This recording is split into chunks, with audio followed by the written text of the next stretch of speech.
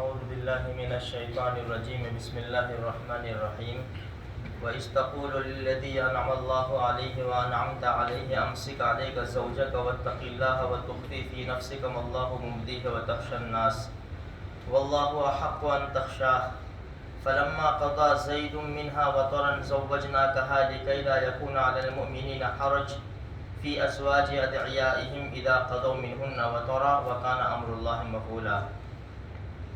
جب آپ کہنے لگے اس کو کہ جس پر اللہ نے بھی انعام کیا اور آپ نے بھی انعام کیا کہ روکے رکھ اپنی بیوی کو اور اللہ سے ڈر، اور آپ چھپا رہے تھے جو آپ کے جی میں ہیں، اللہ اس کو ظاہر کرنے والا تھا، اور آپ لوگوں سے ڈر رہے تھے، اللہ اس بات کا زیادہ حقدار تھا کہ اس سے ڈرا جائے۔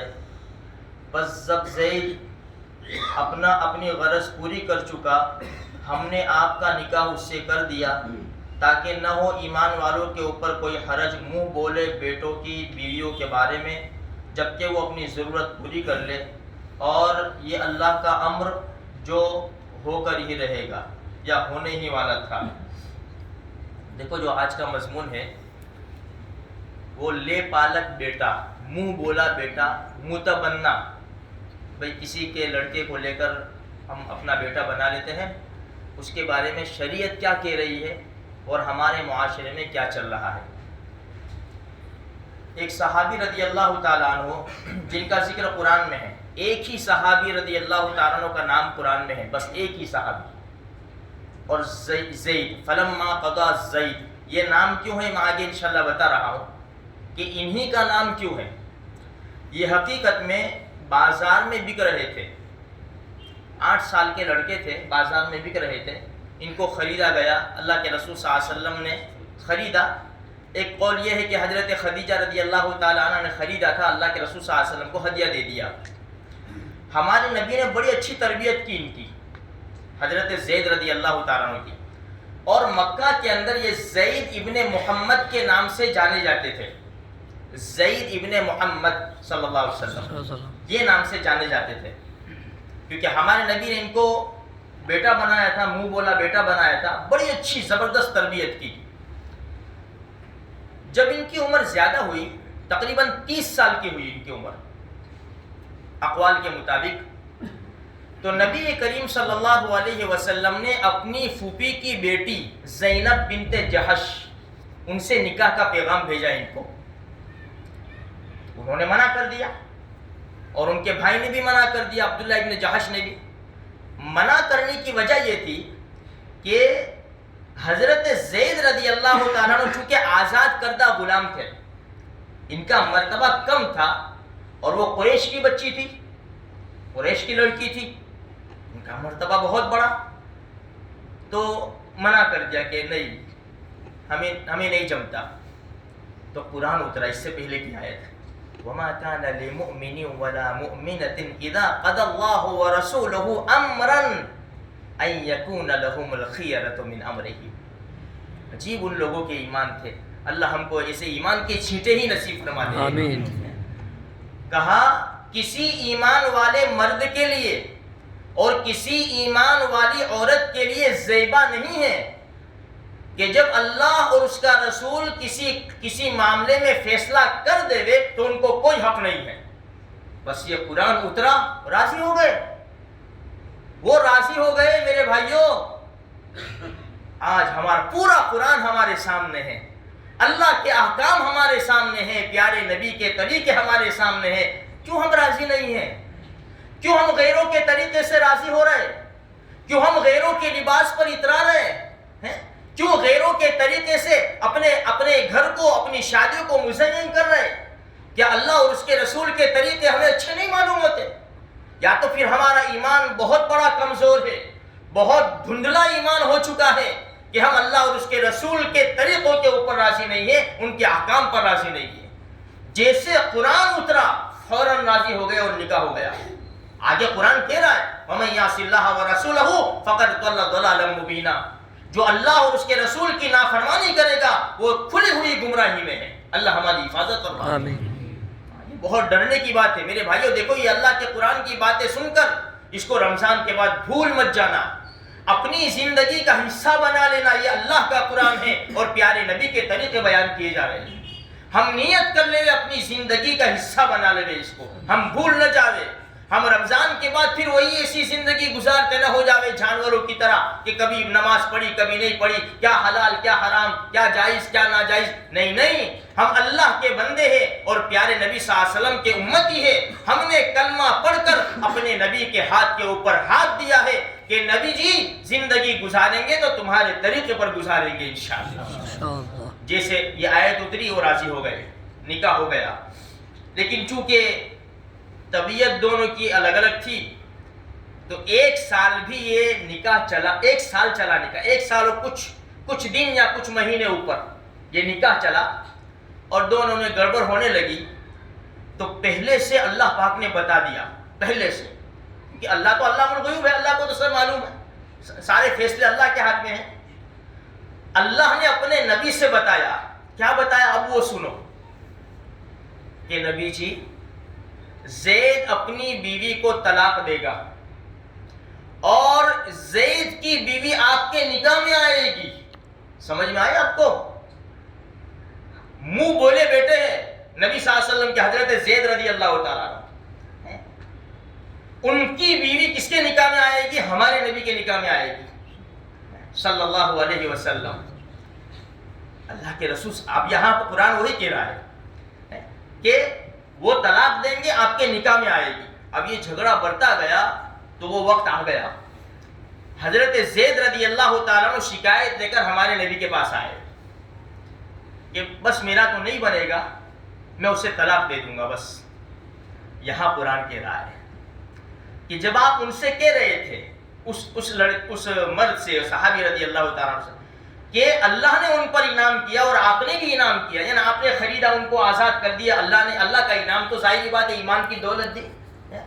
تو آپ کیا کہہ رہے تھے؟ امسک علیک زوجک، زید ایسا نہ کر، اپنی بیوی کو روک لے، ایسا نہ کر. واتق اللہ، اللہ سے ڈر، اس لیے کہ طلاق ابغض الحلال عند اللہ، سب سے زیادہ ناپسند اللہ کے نزدیک حلال چیزوں میں سب سے زیادہ ناپسند اللہ کے نزدیک طلاق ہے. حلال ہے لیکن سب سے زیادہ ناپسند طلاق ہے. طلاق بہت بری چیز ہے. دو میاں بیوی کی جدائی نہیں ہوتی، دو فیملی کی نہیں، دو خاندان اور خاندانوں سے جتنے خاندان تعلق رکھتے ہیں سب کی جدائیاں ہو جاتی ہے اور سب کے دلوں میں نفرت اور دشمنیاں بھر جاتی ہے. اس لیے نوجوانوں سوچو، صبر سے کام لو، جاتا کرو، پی جاؤ، سہ جاؤ تاکہ ہمارا گھر بچ جائے. عورت تو ویسے کتنی مرتبہ بتایا ٹیڑھی پسلی سے پیدا ہوئی ہے، وہ نہیں سمجھے کہ میرے بھائیوں صبر کر جاؤ، اللہ اس کا بہت بہترین بدلہ نصیب کرے گا انشاءاللہ. تو اللہ کے رسول سمجھا رہے تھے امسک علیک زوجک واتق اللہ، کہ روک لے اپنی بیوی کو، ایسا نہ کر، طلاق نہ دے، اللہ سے ڈر. یہاں اللہ کے رائے وتخفی فی نفسک واللہ مبدیہ، اور آپ چھپا رہے تھے اس بات کو، آپ چھپا رہے تھے اس بات کو جو ہم ظاہر کرنے والے تھے. واللہ مبدی، چھپانے کی وجہ کیا تھی؟ وتخشى الناس، آپ لوگوں سے ڈر رہے تھے. ظاہری بات ہے کیونکہ عرب کے اندر آج ہمارے وہاں بھی جو عرب میں دستور تھا آج ہمارے وہاں سیم دستور ہے. زمانے جاہلیت کیا، ہمارے وہاں شریعت کیا کہہ رہی ہے اس کا ہم کو پتہ نہیں ہے. لے پالک بیٹے بہت تھے زمانے جاہلیت میں لوگوں کے بنائے ہوئے، اور وہ حقیقی بیٹوں کی طرح مانے جاتے تھے کہ یہ حقیقی ہمارا بیٹا ایسا. تو شریعت نے کہا کہ ایسا نہیں ہے، وہ بیٹا تمہارا بنایا ہوا بیٹا ہے، اس کے احکام الگ ہے. جو احکام تمہارے حقیقی بیٹے کے ہیں، سگے بیٹے کے ہیں، وہ لے پالک اور منہ بولے بیٹے کے نہیں ہو سکتے. اللہ کے رسول صلی اللہ علیہ وسلم کو ڈر تھا کہ اللہ نے تو مجھے بتا دیا کہ آپ کا نکاح ہم اس کی بیوی سے کریں گے، لوگ کیا کہیں گے کہ خود کے بیٹے کی بیوی سے نکاح کر لیا. ایسا ہی کہیں گے نا لوگ تو کہ خود کے بیٹے کی بیوی سے نکاح کر لیا. یہ ڈر تھا یہ بات چھپی ہوئی تھی ہمارے نبی کے سینے کے اندر. تو قرآن نے کہا وَتَخْشَى النَّاسَ وَاللَّهُ أَحَقُّ أَن تَخْشَىٰ. آپ لوگوں سے ڈر رہے تھے، حق تو یہ ہے کہ اللہ سے ڈرا جاتا. پھر آگے قرآن کہتا ہے فَلَمَّا قَضَىٰ زَيْدٌ مِّنْهَا وَطَرًا. جب زید رضی اللہ تعالیٰ نے اپنی حاجت پوری کر لی، یعنی طلاق ہو گئی طلاق. علامہ ابن کثیر رحمۃ اللہ علیہ نے بڑی عجیب بات لکھی ہے. قرآن آگے کہہ رہا ہے زوجنا کہا، ہم نے ان کا نکاح کر دیا.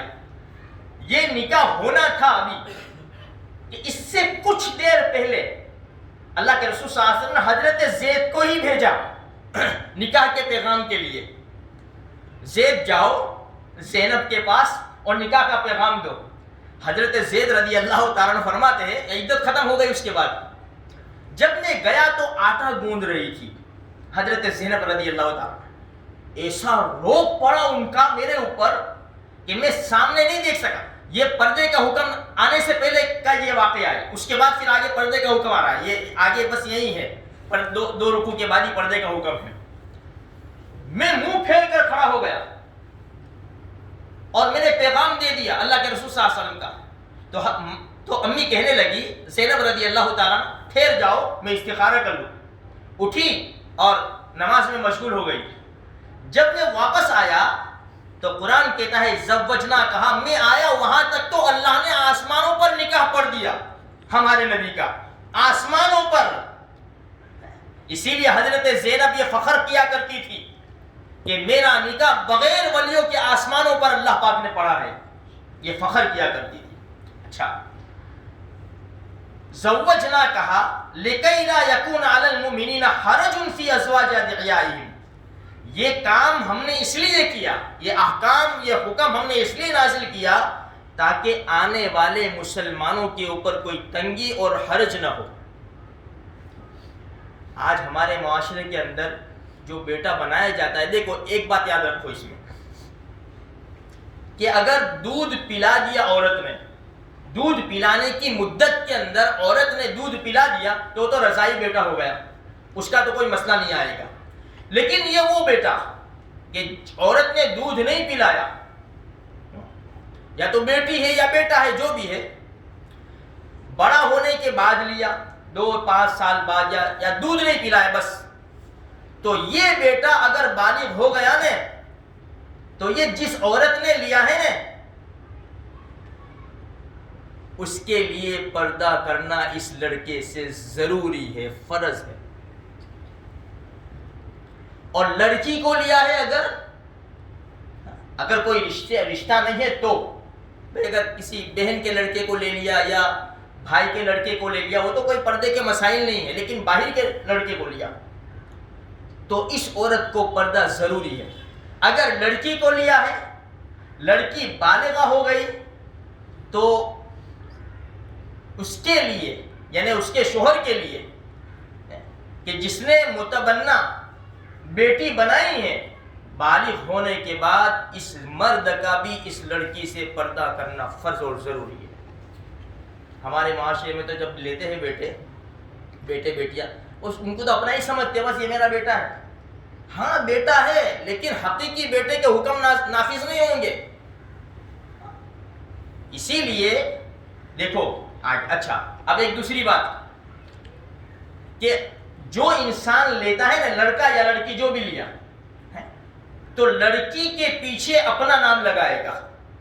حقیقت میں اپنا نام نہیں لگ سکتا، اس کے حقیقی باپ کا نام لگے گا. جیسے میں نے آپ کو بتایا جب ہمارے نبی نے زید رضی اللہ تعالیٰ عنہ کو لیا تو مکے میں کیا پہچانتے تھے؟ زید ابن محمد صلی اللہ علیہ وسلم. لیکن جب قرآن نازل ہوا، قرآن یہ آگے آیت بتا رہی ہے ما کان محمد ابا احد من رجالکم.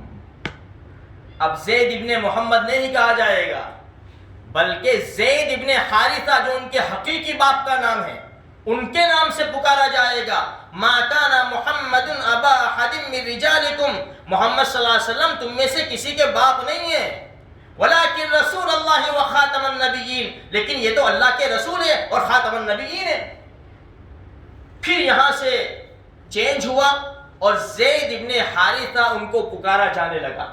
اچھا اسی لیے متبنہ بیٹا جو ہے یا بیٹی ہے ہم نے بنایا اگر، تو ہماری وراثت کے وہ حقدار نہیں ہوں گے.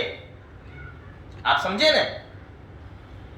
جو لڑکا لیا ہم نے وہ تو منہ بولا بیٹا ہے، تو یہ ماں باپ جو ہے اس کے حقیقی ماں باپ نہیں ہے، اس لیے ان کی وراثت میں سے اس کو کچھ حصہ نہیں ملے گا. اور اگر لڑکے کا انتقال ہو گیا تو یہ ماں باپ کو جو حقیقی اس کے ماں باپ نہیں ہیں ان کو بھی اس کے مال میں سے حصہ نہیں ملے گا. یہ وراثت چلے گی نہیں نا. وراثت تو حقیقی ماں باپ اور رشتوں میں چلتی ہے، لے پالک اور منہ بولے بیٹے میں نہیں چلتی وراثت. اس لیے ہمارے معاشرے کے اندر تو یہ چیزیں ہے ہی نہیں. اگر لڑکی بھی ہے، لڑکی بھی جوان ہو جاتی ہے، لینے والے کو اچھی طرح باپ سمجھتی ہے، یہاں تک کہ نکاح کے رجسٹروں میں بھی باپ کا نام چلتا ہے. یہ باپ کا نام چلتا ہے، جس نے منہ بولے بنائے ان کا نام چلتا ہے. نکاح میں کوئی فرق نہیں آئے گا، لیکن یہ قرآن کے خلاف ہے. اسی لیے قرآن کریم نے فرمایا ادعوہم لآبائہم هو اقسط عند اللہ. یہ قرآن کریم کی آیت ہے کہ ادعوہم لآبائہم، ان کے بیٹوں کو ان کے باپوں کے نام سے پکارو. کہ زید ابن محمد نہیں، زید ابن حارثہ. اچھا، اب پہلے زید ابن محمد پکارتے تھے، جو میں نے کہا نا فلما قضا زید، حضرت زید رضی اللہ تعالیٰ عنہ کا نام قرآن میں ایک ہی صحابی رضی اللہ تعالیٰ عنہ کا نام ہے. اس کی وجہ کیا ہے؟ دیکھو اللہ تبارک و تعالیٰ کیسے یعنی دلوں کو جوڑنے والا اور کیسے مرتبوں کو بچانے والا اور کیسے مرتبوں کو عطا کرنے والا ہے. بڑا رحم دل ہے، بڑا رحم کرنے والا ہے ہمارا رب. پہلے پکارتے تھے زید ابن محمد، کتنا بڑا درجہ ہے. نبی کے ساتھ سب سے اونچے درجے کے نبی، اللہ کے بعد سب سے بڑا مرتبہ ان کے ساتھ نسبت تھی حضرت زید رضی اللہ تعالیٰ عنہ. لیکن یہ نسبت کو کس نے کاٹا؟ قرآن نے کاٹا ہے کہ اب زید ابن محمد نہیں کہا جائے گا، اب زید ابن حارثہ کہا جائے گا. تو ظاہری بات ہے کہ ان کا دل ٹوٹ جاتا ہے. تو قرآن نے کہا کہ ہم آپ کا دل ٹوٹنے نہیں دیں گے، ہم زید ابن محمد سے نام کاٹ کر ہم آپ کا نام قرآن کریم میں جوڑ دیں گے، تاکہ قیامت تک آنے والی نسل آپ کا نام پڑھتی رہے. اور زید جب تک قرآن میں نام لیا جائے گا 30 نیکیاں ملے گی. زا یا اور دال زید. تو اس وجہ سے ان کا دل رکھنے کے لیے قرآن کریم میں ان کا نام مذکور ہے. ایک ہی صحابی رضی اللہ تعالیٰ عنہ کا نام ہے فلما قضا زید منہا وطرا. تو کہنے کا مقصد یہ ہے میرے بھائیوں کہ شریعت کچھ اور ہے، ہماری رسم و رواج کچھ اور ہے، ہمارے طور طریقے کچھ اور ہے. اس لیے بعض مرتبہ لڑکے اور لڑکی کو پتہ بھی نہیں چلتا کہ ہم کس کے بچے ہیں. وہ شادی کے وقت پتہ چلتا ہے کہ اوہو میرا نام تو فلاں ابن فلاں ہے، اس وقت پتہ چلتا ہے. آپ گھبرانا مت، اس میں سے بھی اگر کوئی ایسا ہو فکر نہ کرنا میرے خاندان میں 3 ہے، یہ مسئلہ تو میرے خاندان میں 3 ہے. آپ سمجھے؟ ہاں، اس لیے آپ فکر مت کرنا. تو یہ قرآن کریم کا فیصلہ ہے، ہم کو تو بیان کرنا پڑے گا. اب بعض مرتبہ یہ ایسی چیزیں ہے کہ بہت سی مرتبہ کیا ہے کہ ہمارے سامنے آتی نہیں ہے ایسی چیزیں. ہم کیا سمجھتے ہیں کہ یار یہ نئی چیزیں خبر نہیں، نئے مولوی نئی چیزیں لاتے. نہیں، ایسا نہیں. یہ تو قرآن ہے، یہ قرآن کا 22واں پارہ ہے اور دوسرا ہی صفحہ ہے.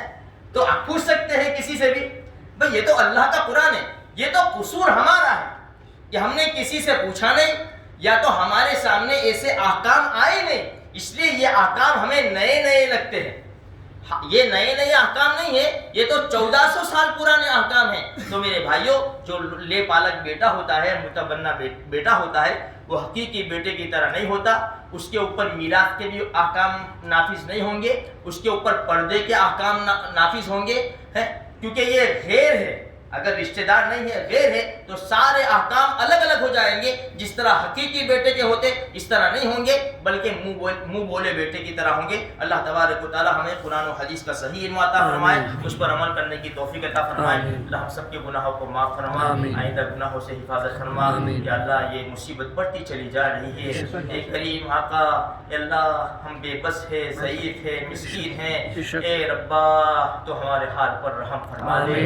رب کریم کریم ہمارے حال پر رحم فرما دے، ہمارے گناہوں کی طرف نہ دیکھ، ہم تو گناہ کرتے کرتے تھک گئے ہیں لیکن تو معاف کرتے کرتے نہیں تھکا، تو بڑا کریم ہے، بڑا رحیم ہے، اس مصیبت کو جلد سے جلد دور فرما دے، امن و امان قائم فرما، خصوصاً ہمارے ملک میں یا اللہ ہر طبقہ پریشان ہے، گھر گھر میں پریشانی ہے، یا اللہ سب کی پریشانیوں کو دور فرما دے، بیماروں کو شفائے کاملہ عاجلہ دائمہ نصیب فرما، مرحومین کی مغفرت فرما، یا اللہ ہماری ٹوٹی پھوٹی عبادتوں کو قبول فرما، قرآن کو، تراویح کو، روزے کو، یہ جو کچھ تیرے اور پیارے نبی صلی اللہ علیہ وسلم کی باتیں کہی جا رہی ہے، تیری ہی توفیق سے ہم کہتے ہیں، سنتے ہیں، یا اللہ ہم کو عمل کرنے کی توفیق عطا فرما، اس کو قبول فرما، اخلاص کی دولت سے مالا مال فرما، ہم سب کی جائز مرادوں کو پوری فرما، جزا اللہ عنا محمد اما و اہلہ صلی اللہ علیہ وسلم۔